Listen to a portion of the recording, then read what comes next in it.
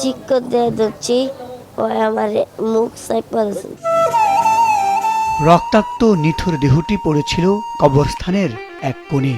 যে বয়সে হাতে বই খাতা থাকার কথা, সে বয়সে পাশবিকতার শিকার হয়ে হাসপাতালের বিছানায় কাতরাচ্ছে 12 বছরের এক মেয়ে শিশু। বৃহস্পতিবার বিকেলে বন্ধুদের সাথে বাড়ির সামনের রাস্তা দিয়ে হেঁটে যাচ্ছিল শিশুটি। স্থানীয় এবং শিশুর স্বজনদের অভিযোগ, রাস্তার পাশে পুকুরে মাটি কাটার কাজে নিয়োজিত 2 শ্রমিক ফারুক ও ইব্রাহিম শিশুটির পথরোধ করে। এরপর জোরপূর্বক পাশের একটি বাগানে গিয়ে তার উপর চালায় পাশবিক নির্যাতন শেষে পাষণ্ডরা শিশুটিকে বাগানের পাশেই একটি কবরস্থানে ফেলে রেখে পালিয়ে যায়। পরে প্রতিবেশীরা তাকে উদ্ধার করে বাড়িতে নিয়ে যায়। শিশুটির অস্বাভাবিক আচরণ ও শারীরিক অবস্থা দেখে পরিবারের লোকজন জিজ্ঞাসাবাদ করলে বেরিয়ে আসে সেই ভয়াবহ অভিজ্ঞতার কথা। পাগলের মতন হয়ে গেছে, ধরুন বাতাসের লগ লইছে, পরে আরে সবাই মিলে উস করছে, জাঙ্কার বদলা টেলা চেঞ্জ করিয়া আরে জিগেছে। কইছে আমার বাড়ির পাশে একজন চিনে, আর একজন চিনে এমে হ্যাঁ নাম জানে না। পরে কালকে আমি সম্মতি আইসে হেরা কথাবার্তা জানছে, জানার পরে আইনের লোকে জিগেছে, মোবাইলের ভিডিওতে দেখাইছে একজন কইছে, আর কইছে একজন আমার বাড়ির পাশে।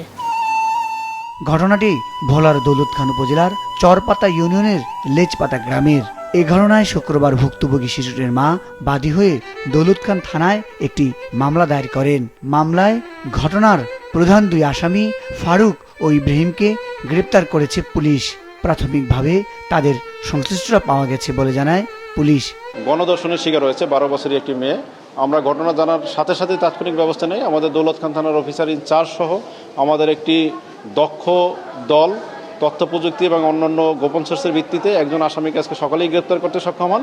অপর যে আসামি, 2 জন মিলে ধর্ষণ ঘটনাটি ঘটিয়ে থাকে।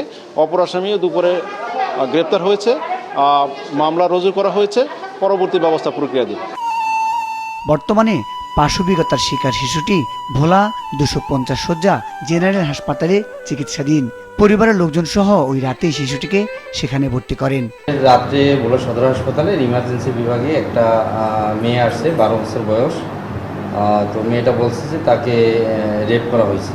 তাকে পরবর্তীতে পরীক্ষা নিরীক্ষা করার জন্য গাইনি ডক্টর পরীক্ষা নিরীক্ষা করবে এবং আমাদের এখানে চিকিৎসাধীন, ভোলা সদর হাসপাতালে এখন চিকিৎসাধীন আছে।